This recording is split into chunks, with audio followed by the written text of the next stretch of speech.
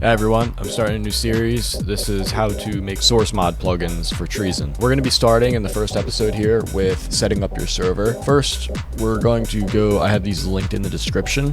We need SteamCMD. So we're going to start by setting up our server. We're going to go to this link, the developer, Valve software, blah, blah, blah, wiki, SteamCMD, and you'll see a whole ton of shit here. All you need is to download it for Windows. So we're going to download this zip file, and we're going to put this somewhere helpful, like our desktop. So I'll just open this up. We'll open it with, well, ideally WinRAR, but if you don't have that, that's okay. And we'll just have SteamCMD.exe. We're going to make a folder real quick, and we're going to name this Treason server, or whatever you want to name it, doesn't really matter. And we're going to stick that in there.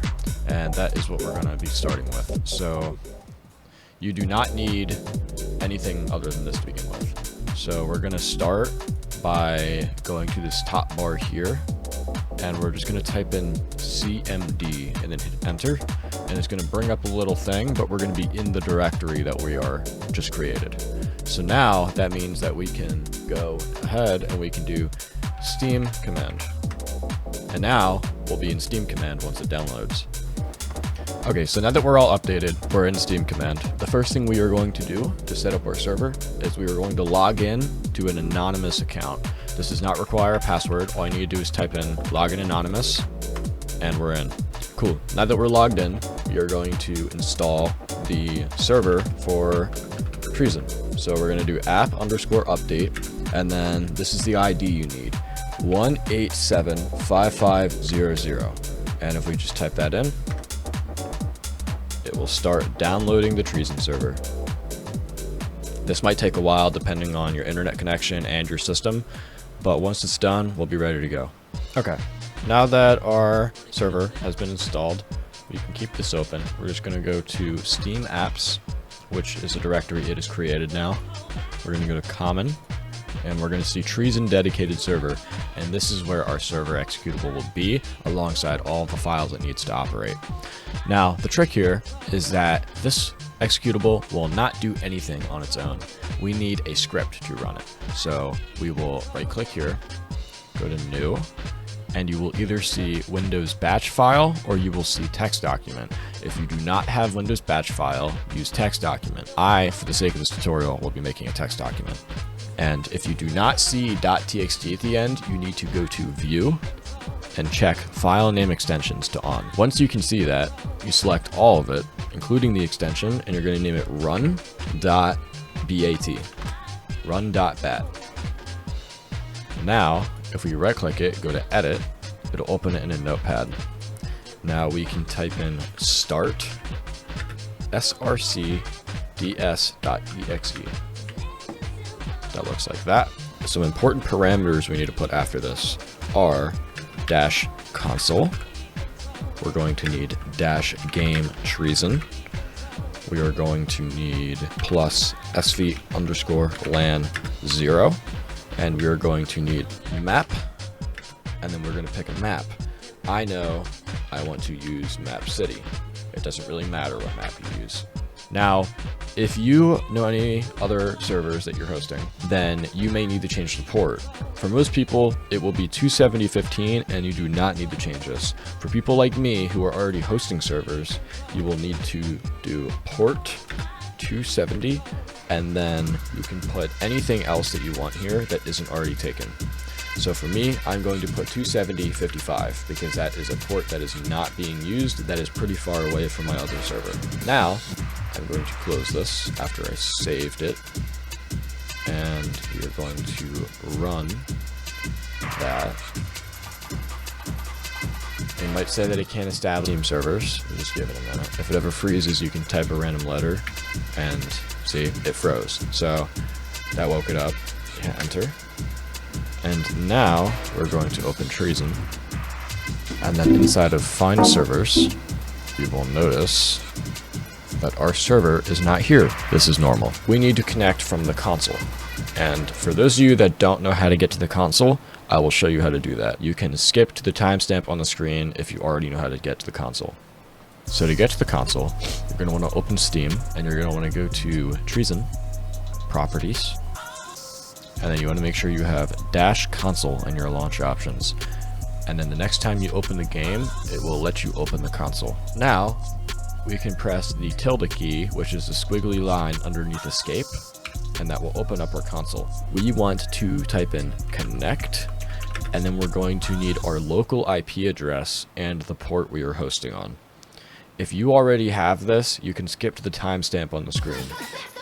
To find our local IP address, we are going to need to open up here, go to CMD, you'll see command prompt, you want to open up this, and you're going to type in IP config, one word. Just like that. I'll make it bigger for you guys. When I hit enter, a lot of stuff will pop up on the screen. The important part is the one with the most stuff in it. So we'll see media disconnected, all that. We'll see a ton of random numbers. What we are interested in is the one that we are using. I am using Ethernet. So here I have my IP4V address, my default gateway. I am interested in my IP4V address. We want to select that, Control C to copy it, and now I can go back to Treason. So now, after connect, we are going to type in our local IP address. For me, that is this. And then, if you set a custom port, you will need to do a colon, and then you type in your custom port. For me, that is 270.55. Now, when I hit enter, I will connect to my custom server. And as you can see, I am in the city, and I am in my custom server now. Now that we know our server works, we can move on to the next step of this tutorial. So just to de-bloat a little bit here, I have closed a lot of the stuff I don't need anymore. Something I am going to do now is I'm going to type in exit on my server, and hit enter, and now it will close the server. While we're here, we're going to go back to Treason server, the very top of this folder, and we'll see SteamCMD in here. So inside of the directory that we have SteamCMD, we can actually make another batch script to automatically update our game. So of course you don't need to do this, but if you go to new and you make another batch script, you can name this update.bat. And if we go to edit this, we can type in one line, SteamCMD, and we're going to do plus login anonymous plus app underscore update 1875500.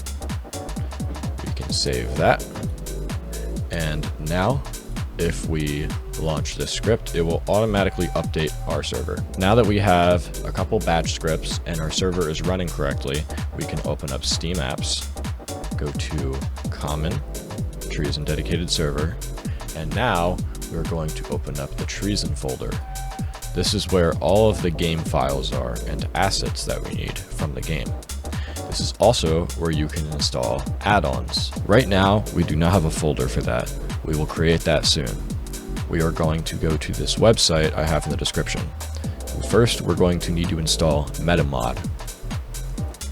This is what SourceMod will run inside of.